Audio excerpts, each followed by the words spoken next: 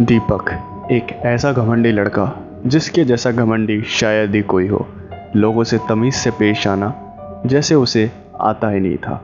एक शाम वो अपने घर जा रहा था। सुनसान गली में जहाँ कोई भी नहीं था, अचानक से उसके कान में एक आवाज़ सुनाई दी। तुम मुझे लेने आओगे ना? ये आवाज़ जानी पहचानी थी और दीपक ये आवाज़ सुन के तुरंत पीछे मुड़ा और उसने देखा कि एक लड़का खड़ा है और वो मुस्कुराते हुए दीपक से बोलता है कि मुझे सब पता है। और ये सुन के दीपक को देख के काफ़ी ज़ोरों से हंसने लगता है और दीपक ये सब देख के काफ़ी ज़्यादा गुस्से में आ जाता है और वो उस लड़के को एक काफ़ी बुरी तरीके से मारने लगता है। और काफ़ी देर तक उसे मारने के बाद वो अपने घर की तरफ वापस से चल देता है। और जब वो खाना खा के सो ही रहा था तभी अचानक से उसके घर की बेल बजती है और वो जब वो दरवाज़ा खोलता है तो दरवाजे पे उसे पुलिस ऑफिसर दिखता है जो कि दीपक से कहता है कि बहुत शौक है तुझे, बहुत शौक है तुझे मारपीट करने का, चल थाने चल, तुझे बताता हूँ मैं। और ये बात बोल के वो दीपक को पुलिस स्टेशन ले जाता है और लॉकअप में बंद कर देता है। दीपक बहुत ही ज़्यादा रिक्वेस्ट करता है और कहता है कि उसने कुछ भी नहीं किया। और ये बातें सुन के ऑफिसर उसे वो सीसीटीवी फुटेज दिखाता है जिसमें वो उस लड़के को बहुत बुरी तरीके से मार रहा होता है। और ये देख के दीपक बोलता है कि सर मेरी गलती नहीं थी, वही कुछ ना कुछ बोल ही रहा था मेरे पीछे जिससे मुझे गुस्सा आ गया, इसलिए मैंने मारा सर, मेरी कोई भी गलती नहीं है। और इंस्पेक्टर ये सब सुन के अपनी सीट से खड़ा होता है और दीपक के पास आके कहता है कि हाँ बे, तू ही तो दूध का धुला हुआ है, वही तो तेरे से फालतू बोल रहा था। अबे गूंगा है वो, समझा? उसकी मेडिकल रिपोर्ट देख कर आ रहा हूँ, बचपन से वो बोल नहीं सकता और तुझसे फालतू बोलेगा वो? कैसी अजीब बात कर रहा है, तुझे तो मैं सुधार दूंगा, कुछ दिन तो तू यहाँ रहे। और दीपक ये सब सुन के काफ़ी ज़्यादा चौंक जाता है क्योंकि उसने अपनी इन्हीं आँखों से उस लड़के को बोलते हुए देखा था और अब पता चल रहा है कि वो गूंगा है। दीपक के साथ उस लॉकअप में एक और लड़का बंद था जिसका नाम शिवम था। उन दोनों के बीच काफ़ी देर तक बातचीत हुई और बातचीत होते होते उनमें दोस्ती भी काफ़ी अच्छी हो गई।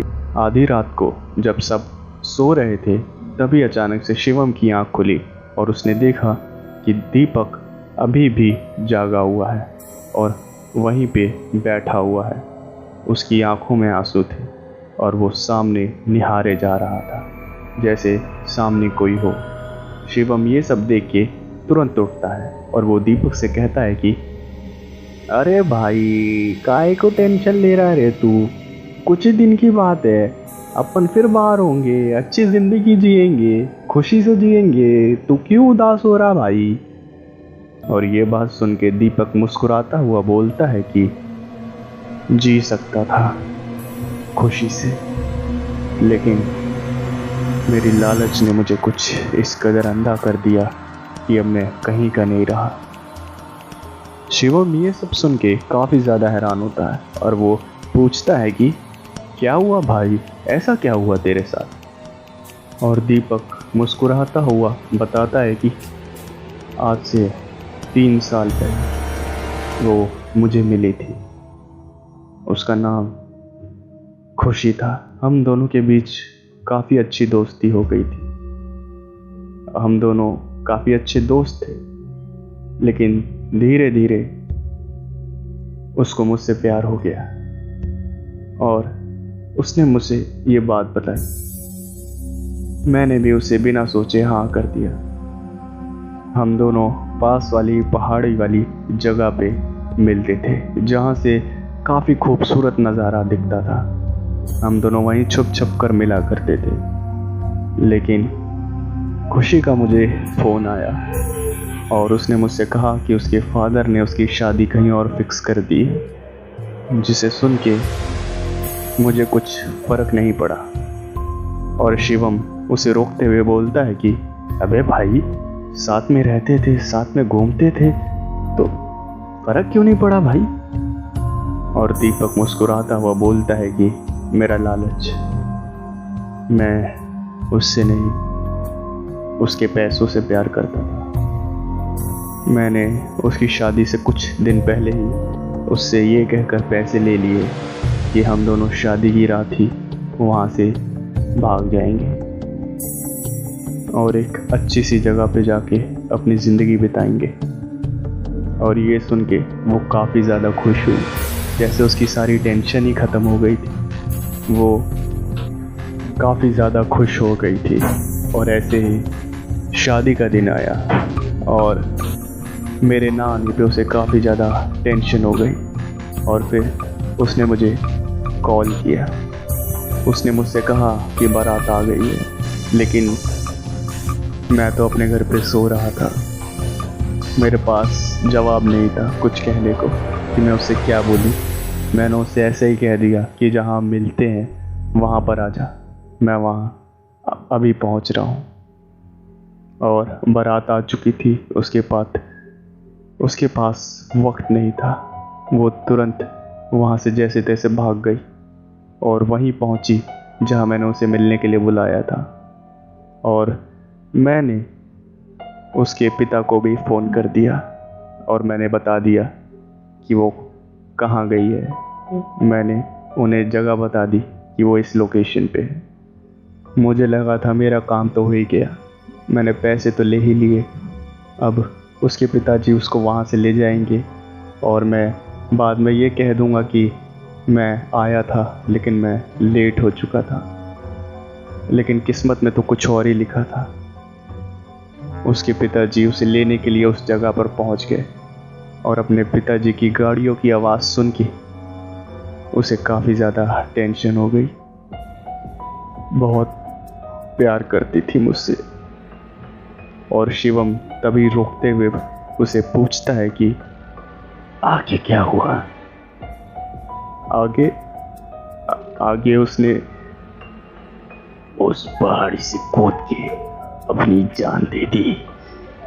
और ये सुन के दीपक के होश उड़ जाते हैं और वो शिवम को देखता है तो ऐसे लगता है जैसे उसे किसी ने पॉजेस कर लिया था और वो कोई और नहीं, खुशी ही थी। दीपक वहीं पे फूट फूट कर रोने लगता है और उसे कहता है मुझे माफ़ कर दो, मुझे माफ़ कर दो, मैं बहुत बुरा हूँ, मुझे माफ़ कर दो। और शिवम, जिसे खुशी ने पॉजेस कर लिया था, उसने दीपक से कहा कि लॉकअप का दरवाज़ा खुल गया है, निकल जाओ यहाँ से, मैं नहीं चाहती तुम यहाँ रहो। और दीपक देखता है कि सच में लॉकअप का दरवाज़ा खुला हुआ है और वो बाहर झाँक के देखता है तो पुलिस कांस्टेबल भी सो रहा होता है। इसी बात का फ़ायदा उठा के वो वहाँ से तुरंत भाग जाता है और वो बाहर निकल के थोड़ी ही दूर पहुँचा ही होता है, लेकिन अचानक से पता नहीं कैसे पुलिस वालों को उसके भागने का पता चल जाता है और वो तुरंत अपनी जीप से उसका पीछा करने लगते हैं। दीपक पागलों की तरह पूरी जान लगा के भागता रहता है। उसे खुद पता नहीं होता वो किधर भाग रहा है, वो बस भागता रहता है। आखिर में काफ़ी देर बाद थक जाने के बाद वो एक जगह 5 मिनट के लिए रुकता है, लेकिन फिर उसे पुलिस की जीप की आवाज़ सुनाई देने लगती है और वो फिर भागने लगता है। और वो भागते भागते अचानक से रुक जाता है क्योंकि आगे कदम रखने के लिए ज़मीन ही नहीं थी। और वो जब होश में आता है, जब उसे समझ आता है कि मैं कहाँ भाग रहा था, तब वो आसपास देखता है कि वो भी उसी जगह पे आ गया है जहाँ खुशी ने सुसाइड किया था। और वो नीचे गहराई की तरफ देख ही रहा होता है, तभी अचानक से उसके कानों में एक आवाज़ सुनाई देती है, तुमने मेरे साथ ऐसा क्यों किया? जिसे सुन के दीपक पीछे मुड़ के देखता है तो उसे खुशी दिखती है। शादी के जोड़े में आंखों में आंसू लिए, उसकी आंखों से एक एक आंसू जो बह रहा था वो यही कह रहा था कि क्यों तुमने ऐसा किया। दीपक की आंखें झुक गई और उसी वक्त उसे पुलिस की जीप की आवाज़ भी सुनाई देने लगी, जिसका मतलब वो उसे पकड़ने आ रहे थे। और अब दीपक जी भी नहीं सकता था इस बोझ के तले। दीपक खुशी को देखते हुए मुस्कुराता है और हंसते हंसते ही उस खाई में कूद जाता है।